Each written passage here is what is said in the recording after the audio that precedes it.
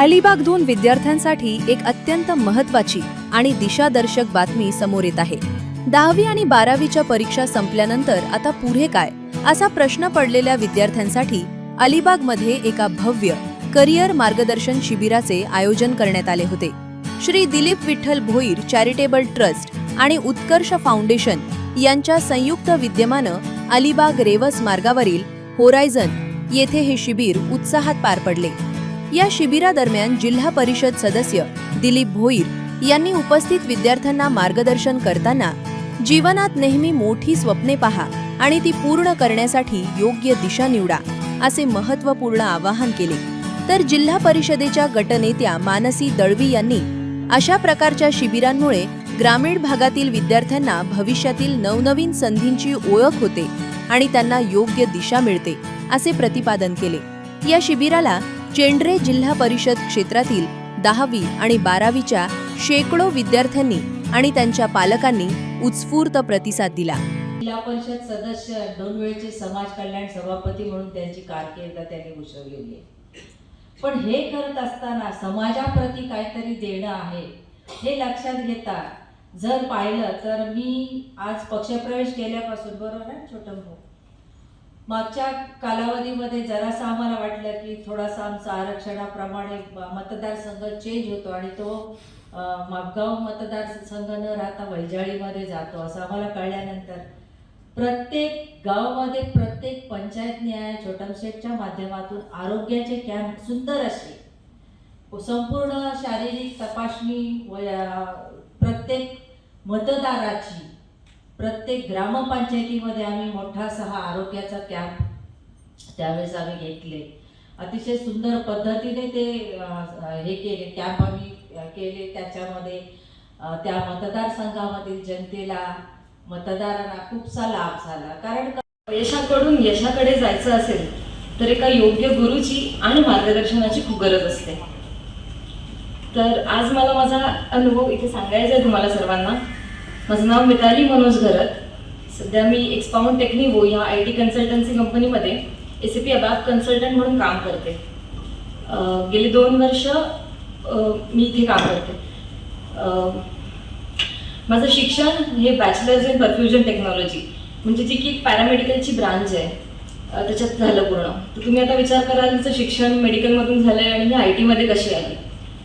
माझं 12वी पूर्ण झाल्यानंतर मी पण तुमच्या मुलांसारखीच इथे म्हणजे याच टप्प्यावर होते जेव्हा मला म्हणजे चांगले मार्क्स आलेले, CETचा चांगला स्कोर होता आणि घरच्यांनी पण पूर्ण फ्रीडम दिलेलं की तुला जे हवं आहे ते फील्ड तू चूज कर। तर काहीतरी वेगळं करायचं म्हणून मी पॅरामेडिकल कोर्समध्ये ॲडमिशन घेतलं MGM कॉलेजमध्ये। तिथे 4 वर्ष दिली आणि त्या वर्षात मला कळलं की ह्या फील्डला इतका स्कोप नाही आहे किंवा भारतात इतकी ऑपॉर्च्युनिटीज नाही आहेत। पूर्ण झाल्यावर कळलं की आता जॉबचं काहीच हमी नाही देते कॉलेज आणि खूप टेन्शनमध्ये होते मी त्यावेळी। काय करायचं काय कळत नव्हतं। तर माझा काका स्वप्नील घरत मला बोलला की आपण एकदा दिलेंद्र सरांकडे मी तुला घेऊन जातो, खूप वर्ष त्यांच्यासोबत काम करते। तर मग आम्ही गेलो, दिलेंद्र सरांना भेटलो। त्याही सांगितलं की काय हरकत नाही, म्हणजे झालं ते ठीक आहे, तुला यायचं आहे ना IT मध्ये, तू म्हणजे तयार आहेस ना मेहनत करायला। मी म्हटलं की ठीक आहे।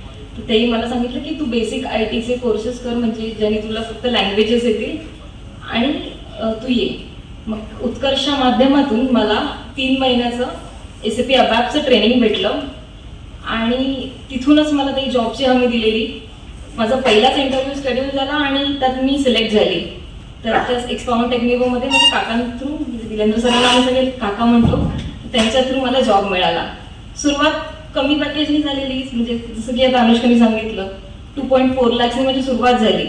पण आज 2 वर्ष तिथे काम करते मी त्या सेम कंपनीमध्ये आणि दोन्ही वर्ष 100% हाईट भेटली आहे मला आणि आता माझं पॅकेज खूप चांगलं झालं आहे। ऑलमोस्ट 6.5% म्हणजे पर annum मला भेटते आता। तर मला एवढंच सांगायचं इथे जमलेल्या सगळ्या विद्यार्थी मित्रमैत्रिणींना की मैं यहाँ रांची झारखंड से आई हूँ। जैसे सबसे पहले मैं I would like to thank you Dilendra sir, क्योंकि उनके मार्गदर्शन के कारण ही मैं आज आप सबके सामने अपने आप को प्रस्तुत कर पा रही हूँ।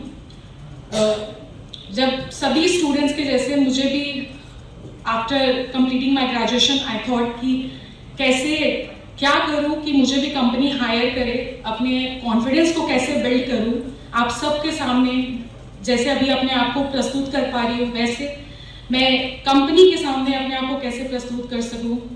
इन सभी सवालों के लिए जब मैं अपने आप को देख रही थी तब मुझे नीलेंद्र सर का कांटेक्ट मिला और मैं जान पाई उत्कर्ष फाउंडेशन के बारे में, जहाँ पे मुझे पता चला कि SAP FICO कोर्स के लिए हमें फ्री में प्रेजेंट कर रहे हैं और हमें दे रहे हैं वो फ्री कोर्स।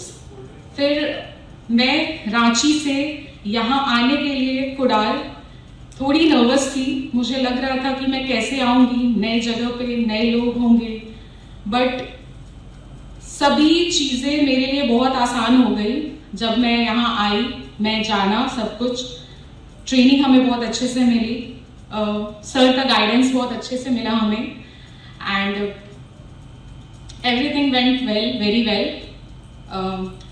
अभी मैं टेकविट कंपनी में हायर्ड हूँ। मेरा पैकेज अभी स्टार्टिंग के लिए 3 लाख है, बट ऑब्वियसली आगे फ्यूचर मेरा ब्राइट है, बिकॉज मुझे पता है कि मेरे गाइडेंस के लिए बहुत सारे यहाँ पे अभी प्रस्तुत हैं। आप सभी को मेरा धन्यवाद।